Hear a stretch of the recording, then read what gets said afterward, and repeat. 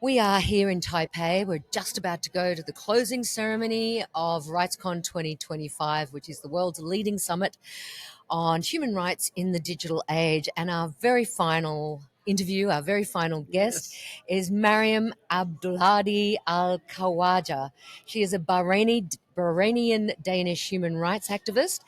And this seems to run in the family, doesn't it, Maryam? Because Absolutely. you're the daughter of Bahraini human rights activist Abdulhadi Al-Khawaja. And tell us how you were instilled with this passion for human rights by your Well, father. it's interesting because a lot of people have heard about my dad or know about my dad as someone who was an internationally recognized activist.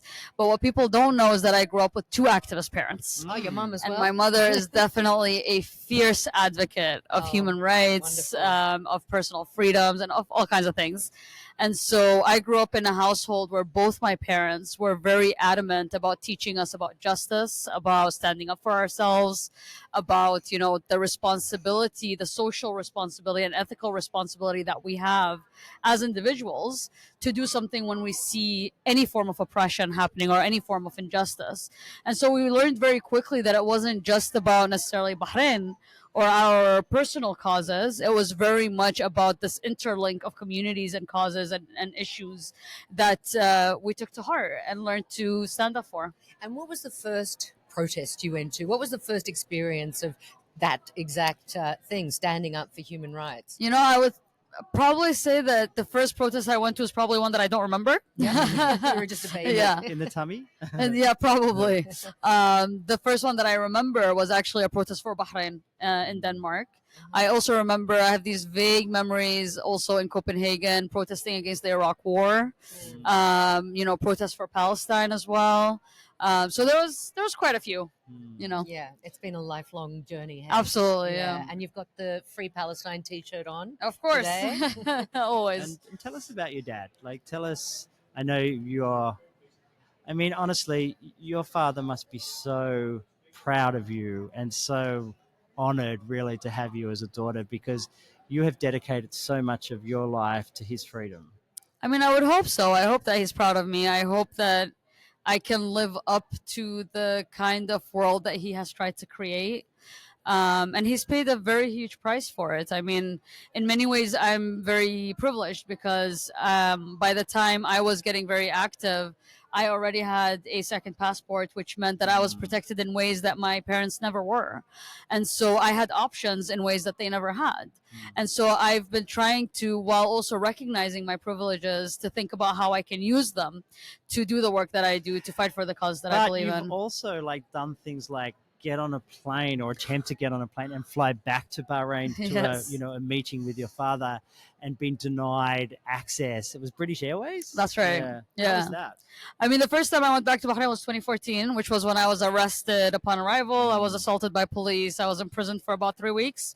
But then there was enough I remember that, international actually. pressure Yeah. to get me out. Yeah. So that was quite the experience. And then in 2023, when my father was on hunger strike and we weren't sure how long he had left, and I was really trying to push international governments and NGOs to really do something about it, to move so that I wouldn't have to put my life at risk. I'm already sentenced. I'm wanted in Bahrain. I'm a convicted felon. I have 5 pending cases. And so going back to Bahrain is no, easy feat for me. I know that if I go back, there's a chance I never get back out of prison.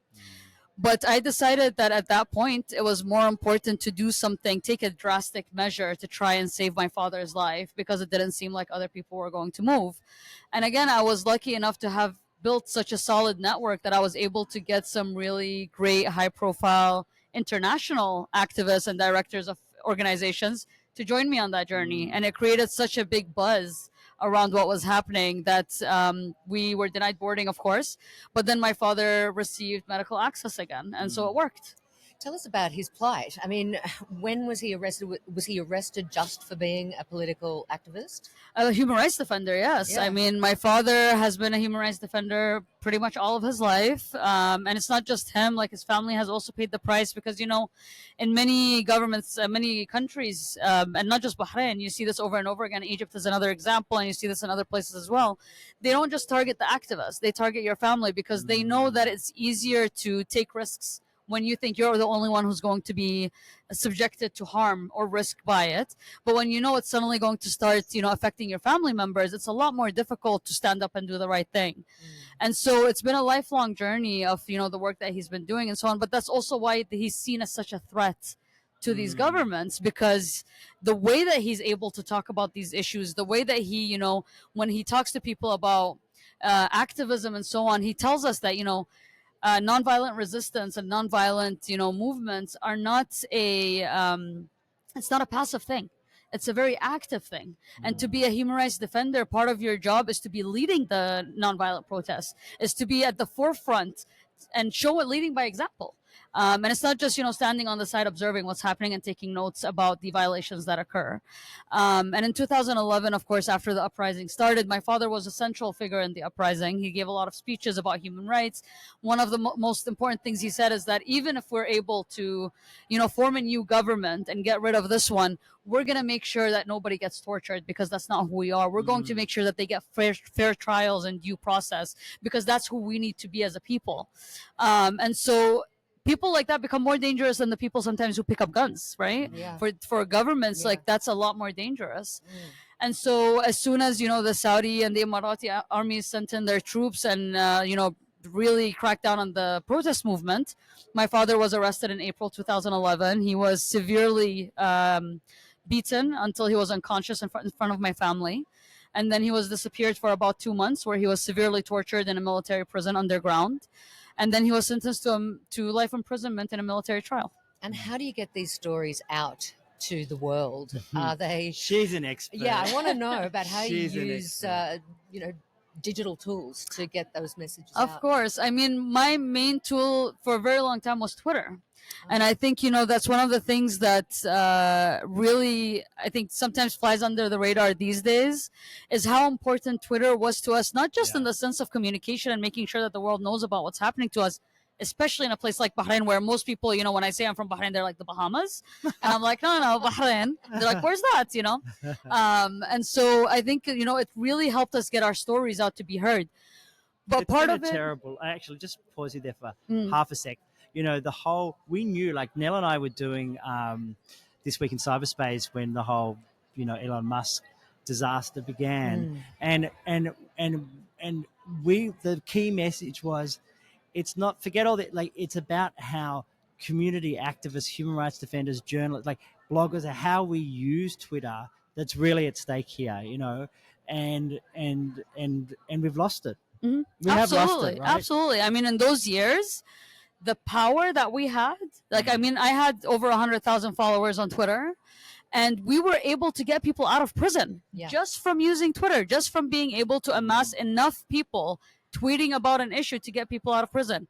Obviously, it didn't work for people like my father, but for people who weren't as high profile, we were actually able to get them released just by the use of Twitter. That's not a thing anymore, and it's incredibly disappointing that we're at a stage right now where all of these tech companies that we used to communicate with and work with and support in creating human rights teams and so on, they've backtracked on so many of these things now. And for future generations who are trying to do the right thing, who are trying to stand up, their ability to be, somewhat to have the same amount of tools that we had or the same amount of access is going to look very different than when we had, and not in a good way. No, I mean, people are moving to Blue Sky. Is that even a thing yet? I mean, it is a little bit, but I feel like Blue Sky is somewhat of a bubble still. Yeah, we're talking to ourselves.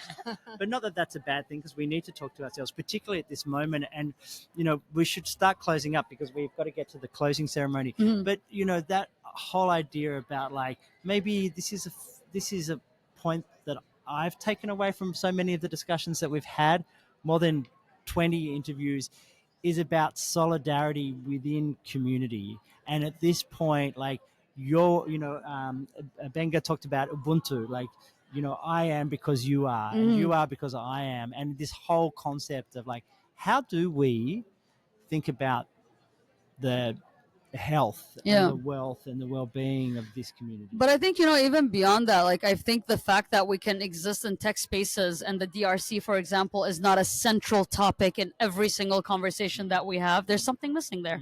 The fact that we have members of our own community like Ala Abdul Fattah, who's still in prison and his mother's on hunger strike, and we're not reacting as if it's an attack on all of us, that's where we go amiss, because we need to start reacting. When one of us gets attacked, we need to start reacting as if we're all getting attacked. And that's how we protect ourselves. Yeah, it's in relationship that we actually have the power. Exactly.